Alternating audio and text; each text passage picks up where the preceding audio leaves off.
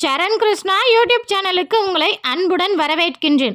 வரக்கூடிய அட்சய திருதியில் மறந்தும் இந்த 5 தவறை செய்யாதீர்கள். அது என்ன தவறு, ஏன் செய்யக்கூடாது அப்படிங்கிறத பற்றி தான் இந்த வீடியோவில் தெளிவாக நம்ம பார்க்க போகிறோம். நம்ம சேனலில் உள்ள வீடியோவை ஃபஸ்ட் டைம் நீங்கள் பார்க்குறீங்க அப்படின்னா மறக்காமல் நம்ம சேனலை சப்ஸ்கிரைப் பண்ணி வச்சுக்கோங்க. நம்ம சேனலில் தொடர்ந்து குலதெய்வ பதிவுகள், ஆன்மீக தகவல்கள் வந்து கொண்டே இருக்கும். வாங்க வீடியோக்குள்ளே போகலாம். ஒவ்வொரு யுகங்களிலுமே பல அதிசயங்களை ஏற்படுத்திய நாள் தான் இந்த அட்சய திருதி நாள். இந்த நாளில் நம்ம செய்யக்கூடிய ஒரு நல்ல விஷயங்களுக்கான பலன்கள் பல மடங்கு நமக்கு கிடைக்கும். அதே போல் நம்ம செய்கின்ற தவறுக்கான பலன்களும் பல மடங்கு தான் கிடைக்கும். அதனால தான் இந்த நாளில் அதுவும் குறிப்பிட்ட இந்த 5 தவறை மட்டும் நம்ம செய்யவே கூடாது. அப்படி செய்வதனால் நம்ம குலதெய்வம் மற்றும் லக்ஷ்மி தாயார் கட்டாயம் நம்ம மேலே கோபப்படுவாங்க. அது என்ன தவறுன்னு பார்த்தீங்கன்னா, முதல் தவறு, அட்சய திருதி நாளில் வீட்டில் யாருமே சண்டை போடக்கூடாது.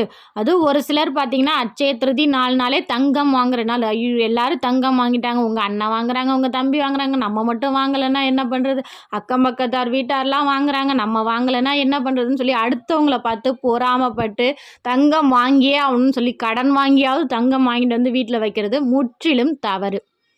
அட்சய திருதி நாளில் தான் லக்ஷ்மி தாயார் ஒவ்வொரு வீட்டிற்குமே படியளக்க வீட்டுக்கு வராங்க அப்படிங்கிற ஒரு ஐதீகம் இருக்குது. அந்த நாளில் நம்ம போய் சண்டை போட்டுக்கிட்டே இருந்தோம் அப்படின்னா கண்டிப்பாக நம்ம வீட்டில் லக்ஷ்மி தாயார் வரவே மாட்டாங்க.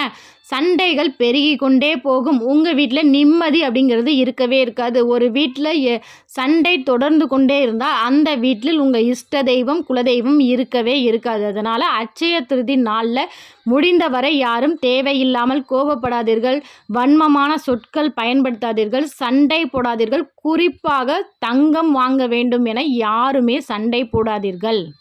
இரண்டாவது தவறு, இந்த நாட்களில் நீங்கள் மது, மாமிசம் சாப்பிடக்கூடாது. மேலும் கடன் வாங்கவும் கூடாது. மூன்றாவது தவறு, இந்த முறை அட்சய திருதி வெள்ளிக்கிழமை வர்றதுனால முதல் நாளே உங்கள் வீட்டை முழுமையாக சுத்தம் செய்து வைத்தே ஆக வேண்டும்.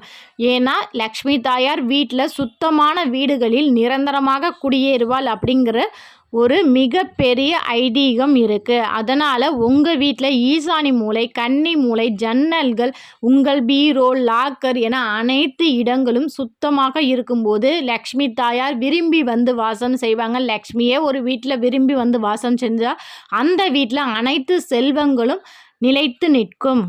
மேலும் அன்றைய தினத்தில் உங்களால் முடிந்தால் கண்டிப்பாக மல்லிகை பூ வாங்குங்க. நீங்கள் பணம் வைக்கும் அத்தனை இடங்கள்லையும் மல்லிகை பூ, பச்சை கற்பூரம் வைங்க. கண்டிப்பாக அட்சய திருதி நாளில் இதை செய்து பாருங்கள். உங்கள் வீட்டில் செல்வ நிலை அப்படிங்கிறது உயரும்.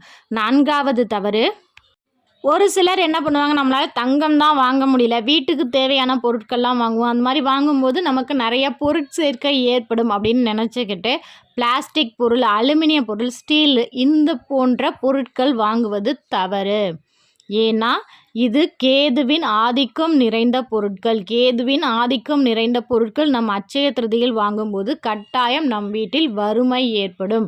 அதனால் முடிந்தவரை அட்சய திருதி நாளில் தானியங்கள், பால் வகைகள், இனிப்பு வகைகள், வாசனை மலர்கள் மற்றும் மளிகை பொருட்கள் வாங்கலாம். மேலும் ஒரு வீட்டில் கல்லுப்பு, மஞ்சள், அரிசி மற்றும் ஊறுகாய் வகைகள் நிறைந்து இருக்கும்போது அந்த வீட்டில் லக்ஷ்மி தாயார் விரும்பி வந்து வாசம் செய்வாங்க. ஐந்தாவது தவறு, இந்த நாட்களில் குறிப்பாக பெண்கள் வெளியே சென்று தங்கக்கூடாது. ரொம்பவே அத்தியாவசியம் அப்படிங்கிற ஒரு சில விஷயங்களுக்காக வேணால் தங்கலாமே தவிர மற்றபடி நாங்கள் சும்மா போகிறோம் அப்படிங்கிறதுனால இந்த ஒரு நாளை மட்டும் தவிர்த்திடுங்க. ஏன்னா இந்த நாள் உங்கள் வீட்டுக்கு வழிபாட்டுக்கே உரிய நாளாக மாற்றிக்கொள்ளுங்கள். இந்த நாளில் முடிந்தவரை தானங்கள் செய்யுங்க. காலையில் எழுந்ததும் குலதெய்வ தீபம் ஏற்றுங்கள். குலதெய்வத்தை வழிபாடு செய்த பிறகு உங்கள் இஷ்ட தெய்வம் லக்ஷ்மி தாயார், குபேரர் இவர்கள்லாம் வழிபாடு செய்யுங்கள். அனைத்து செல்வங்களும் உங்கள் வீடு தேடி வரும். அனைத்து செல்வங்களும் உங்கள் வீட்டில் நிறைஞ்சு இருக்கும்போது உங்கள் வீடே சுபிட்சமாக இருக்கும்.